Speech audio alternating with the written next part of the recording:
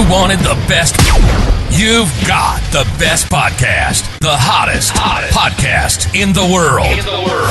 The Chris Voss Show, the preeminent podcast with guests so smart you may experience serious brain bleed. The CEOs, authors, thought leaders, visionaries, and motivators. Get ready. Strap yourself in. Keep your hands, arms, and legs inside the vehicle at all times, because you're about to go on a monster education roller coaster with your brain. Now, here's your host, Chris Voss. Hi, folks. Voss here from the ChrisVossShow.com. When the early season that makes it official, welcome to the big show. We certainly appreciate having you guys on. As always, the Chris Voss Show is the family that loves you, but doesn't judge you, at least not as harshly as your family. So go to goodreads.com/Chris Voss, LinkedIn.com/Chris Voss, Chris Voss one, the TikTokity, and all those crazy places on the internet. Today we have an amazing young lady on the show. We're going to be talking about her adventures and how you can have some adventures with your life as well. Get the hell out of the house for a change, will you? We have Karen Cleveland on the show with us today. She is the co-founder of NUNUs Kenyan, let me recut that, NUNUs Kenyan Safaris, which she has co-founded with her husband. She is a seasoned spiritual and mindfulness teacher, animal communicator, and safari experience guide. With over 30 years in corporate America, she now leads transformational safari adventures through her company, NUNUs Kenyan Safaris, which are designed to reconnect people, particularly professionals, with their inner selves by offering a blend of spiritual enrichment, thrilling encounters with the animals, land, and people of Kenya. These life-changing journeys provide a perfect balance of adventure, mindfulness, and self-care, tailored to help participants reset, rejuvenate, and find lasting fulfillment. Her passion lies in these transformative experiences, making them accessible, reminding every woman she deserves time to nourish her soul. Welcome to the show, Karen. How are you? Fantastic. Thank you. I'm doing great. Yes. Thank you. And it's a wonderful to have you on the show. Give us your .com so people can find you on the interwebs. Yeah, .com. So NUNUs, which is NUNUS, KenyanSafaris.com. And sometimes it's easier to find me at RevKarenCleveland.com, and that'll direct you over there as well. So give us a 30,000 overview of your company and what you guys do there. Yeah, my husband and I, we take people on safaris, or we set up safaris for people. I actually lead a few a year myself. I take group safaris, women, men that are usually older, travel by themselves. We get together as a group, 15 people or so, and we have these deep connections in Kenya with the animals, with the people, with the land. And it's something I've been doing for years. Our company is brand new, but I've been taking friends there for a number of years. So we finally made it official this year. Yeah. What is it that draws you to that area? It's a combination of a number of things. So I am an animal person. Mm-hmm. I love animals. And that was what first drew me. But in the back of my head, I also just wanted to touch the dirt. I wanted to touch the land of, our most distant forefathers. And now what draws me back time and time again is the people that I meet, and it's being just in the serenity, out in the huge, vast openness, wild animals all around you. You don't get that anywhere else. Maybe New York. Yeah, different kind of animal. Different kind of jungle over there. For sure. York, that concrete jungle. So tell us a little bit about yourself, your upbringing. What kind of brought you to this end result in your journey so far of, what motivated you to be like, hey, I'm tired of everything. I'm going to Kenya. Yeah. I'll try to keep it short. I grew up in a typical suburban white neighborhood and got into pharmacy all my life. Always wanted to get into travel, though, but I just couldn't figure out how to make any money at it. Eventually, and also loving animals the whole time. So it was only about, 8-9 years ago, a friend said to me, hey, I'm going on safari. And I'm like, I want to go. And so 3 of us went on a private safari, and I thought it was going to be my bucket list, check the box, show people the pictures, and that would be that.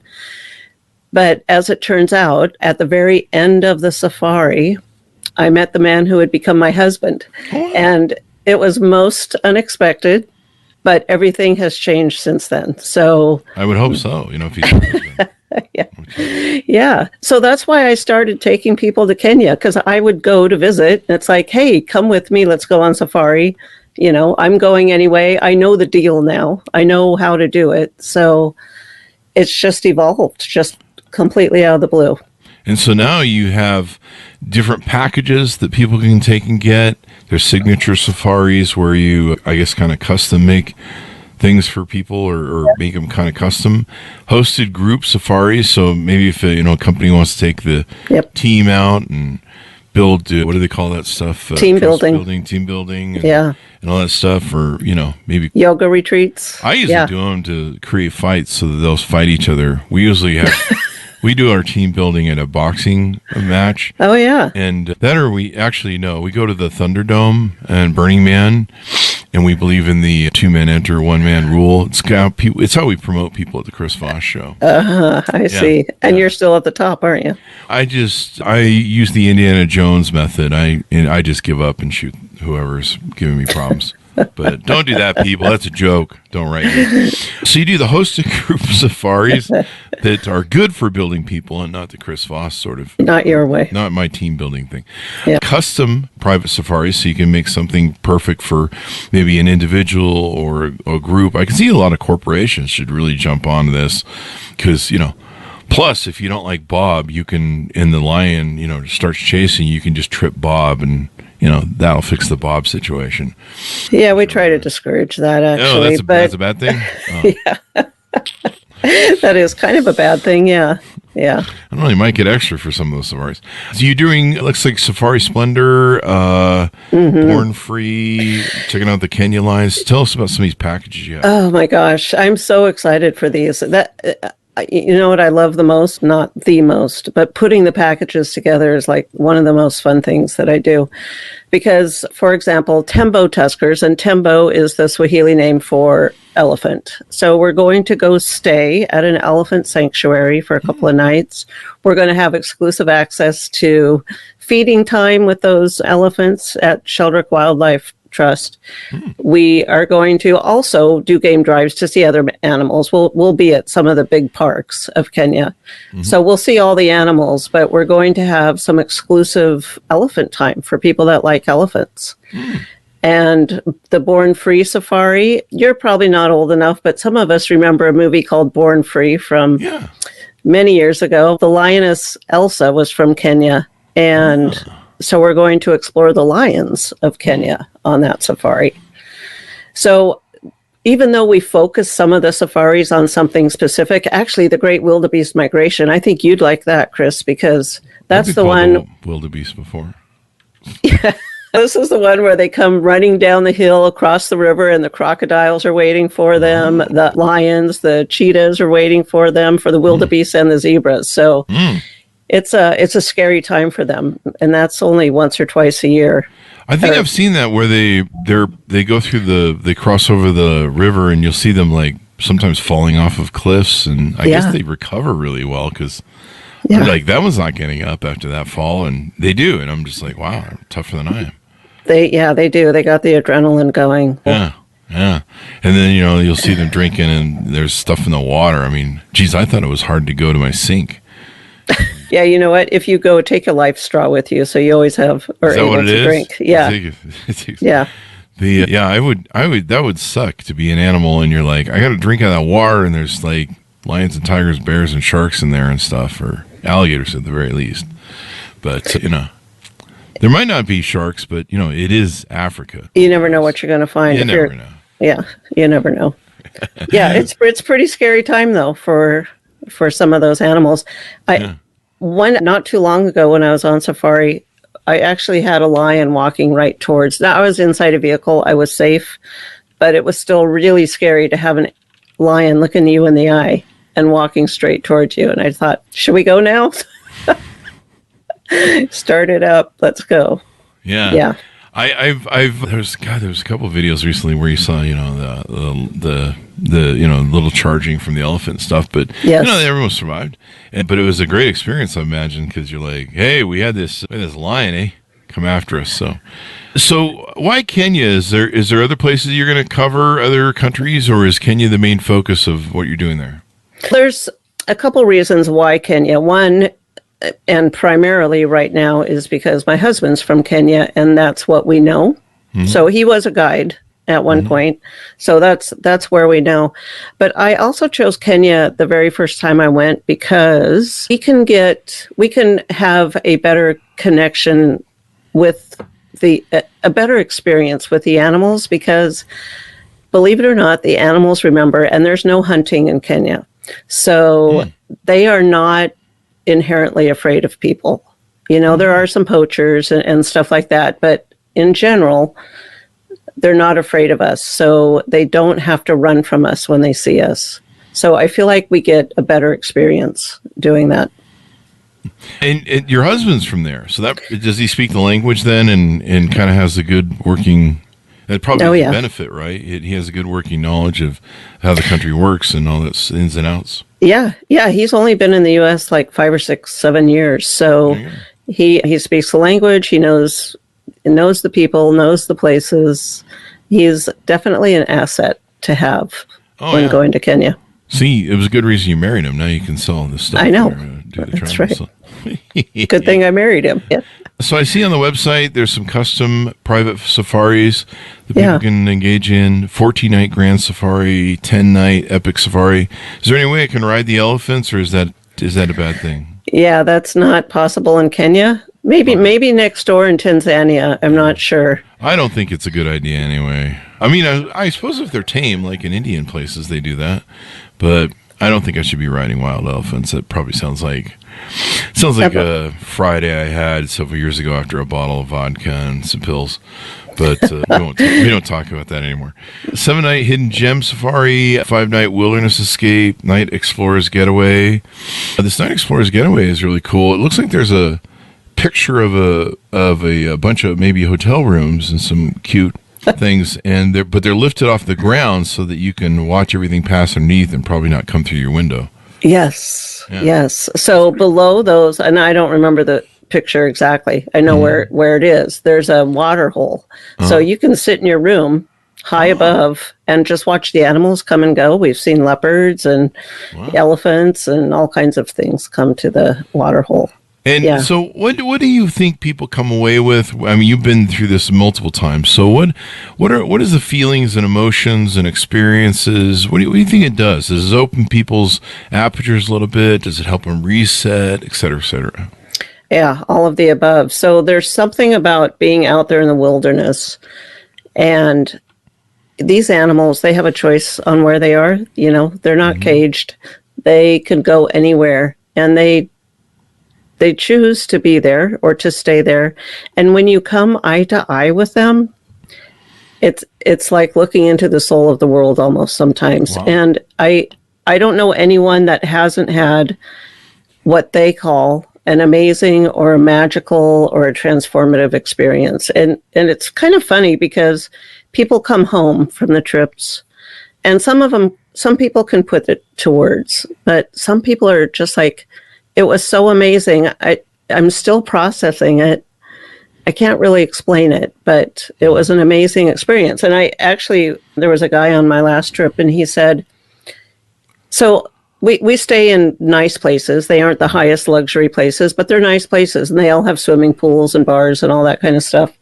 And he started swimming every day, and he came home and he said, I can swim a mile, I think, 13 minutes faster. I have started writing again because I've been so inspired. I've been studying, some of the spiritual studies. It's everything coming together there, and you get to look at yourself and what's your priority in life. And you got these wild animals, and it's like they're saying, is that really important? Is it really important? Yeah. It really gives you perspective. I found that getting out of the office, getting away from stuff, taking some time off, especially if you can be reflective, because some people do like vacations where they do Disneyland. Yeah. That's a lot of busyness for a vacation, you know. You're It not is. walking around Disneyland pondering, you know, what's my place in the world and what does it mean? Or you have people yelling and screaming, standing in line, you know, fighting over food, screaming about food. Yeah. You got the lines, you got the parking, you know, the whole thing's a production. And Yep. I always hated the fact that vacations were that way. I'm like, I just want a vacation where I just go sit on the beach somewhere, or, you know, this Kenya sounds wonderful. And you get away from it. Yeah. Because that's really getting away from all the busyness and the noise and the craziness. It is. And just for the record, they have tropical beaches there in Kenya too. Oh, wow. But I think one of the keys is that you can't sit on your cell phone all day. So even on some beaches, you sit there on your cell phone and you might as well be in your house. Yeah. You get rid of the cell phone and you're present with yourself and with, you know, everything else. And yeah, definitely reflective time. Yeah. Do they have a lot of cell phone service there in Kenya, or is it kind of a place where you can get off grid if you want? You can get off grid. They have kind of a different technology. They don't have like monthly plans like we do here, or maybe they have monthly plans, but it's different somehow. They call them bundles, and I don't know what that means. Oh, The phone works here and there. Mine does, but not everywhere. Certainly not out in the middle of Masai Mara or the Serengeti. Yeah, it's probably good. Discourage. You know, that's one of the things we have. Everyone's looking at their phone and the beeps and the noises and the pings and the vibrations. Yeah. You know, everyone's constantly, you know, every 5 seconds, beep, you know, notification, and you know, you kind of feel like you're on a hamster wheel, I think, with some of it after a while. You're like, you know, it's nice to kind of turn off the phone. And I think that really helps add to the perspective. Because if you take a vacation in a lot of places now, you're still going to have all the beeps and dings and all that stuff and the problems. And, of course, people are getting to you with all their fires and their, you know, you need to put this out. You know, at least you can go out and you're like, hey, I couldn't get your call because I was in Kenya. Yeah, exactly. And if you have a job, I mean, you kind of really need that downtime, and it's hard to get it on just a regular vacation.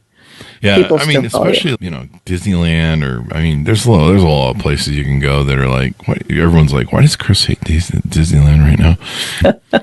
But, you know, I mean, I love Disneyland, but it has its place. But, geez, it can really, I don't know, it just doesn't seem like a vacation sometimes in some of those joints. Yeah, it's definitely a vacation that you need a vacation from. I love Disneyland too, but you're right, it has its purpose. Yeah, we're trying to keep Disneyland as an advertiser, I guess, at this point. What are some? Oh, you work with travel agents, I see here too on the website as I look at it. I do. Yeah.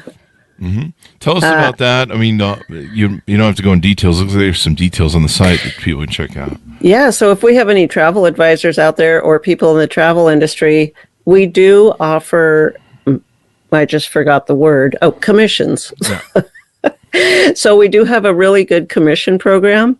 And even though we're a new company, I have been a travel advisor in the past. And I know that it's important to build trust and to, you know what you're getting into. So I have an opportunity for travel advisors or industry people to come on a trip at a discount, a very, very busy trip, to check it out and see what you want to promote. What have we touched on or covered about the stuff you guys offer there? I'm sorry, what was that? What have we touched on or covered? What haven't we touched on or covered? What question haven't I asked? I would like to say that we can create any kind of a trip for you, no matter what your budget is. So you can go, the main part of a safari, probably there's two main costs. One is the accommodations and the other is the park fees. So the park fees are fixed. We can't do anything about that. And some of them go as high as $200 a day. So they're not necessarily inexpensive, but the accommodations, you know, you can do a basic tent without electricity, water, anything like that for a fairly cheap safari vacation. The ones we do are mid-level to low luxury, and they're like luxury tents with bathrooms and electricity, or cabins or cottages. And like I said, they all have swimming pools and restaurants and bars and that kind of thing. So it's the accommodations that really determines how much your safari is going to cost. And we can work with you. It really helps to work with a person, whether it's me or someone else, to get what you want. Mm-hmm. It helps to have that. It helps to have that. What's the word I'm looking for? It helps to have that. Being able to have something customized, where whatever your spend is, and all that good stuff. And I'd say it's probably a great thing for groups, corporations, teams, team building. I mean, yeah. I just want a free trip to Kenya at this point from the company, so that's what I'm working on. Yeah, you want me to talk to someone? Wait, is it me? But I need someone else to pay for it, not me. That's what we're working on. So anything more you want to tease out as we go out? Let's see. I would like to encourage anyone that travels alone and would like to join a group to look at my signature safaris. They're all set up for next year, and those are really, I don't know if fun is the right word, but they're meaningful. They're definitely, amazing and magical, and people have a very good time. So I am happy to talk to anyone about safari 24 hours a day. You love safaris, evidently, I can tell. I do. So thank you very much for coming on the show. Give people the final pitch out and your .coms. All right. Yes, we would love to see you on safari in Kenya and help you get there. My name is Karen Cleveland, NUNUs Kenyan Safaris, NUNUS, KenyanSafaris.com or RevKarenCleveland.com. There you go. Thank you very much for coming on the show, Karen. We really appreciate it. Thank you so much for having me, Chris. Thanks so much for tuning in. Go to goodreads.com/Chris Voss, LinkedIn.com/Chris Voss, Chris Voss One, the TikTokity, all those crazy places on the internet. Thanks for tuning in. Be good to each other. Stay safe. We'll see you next time.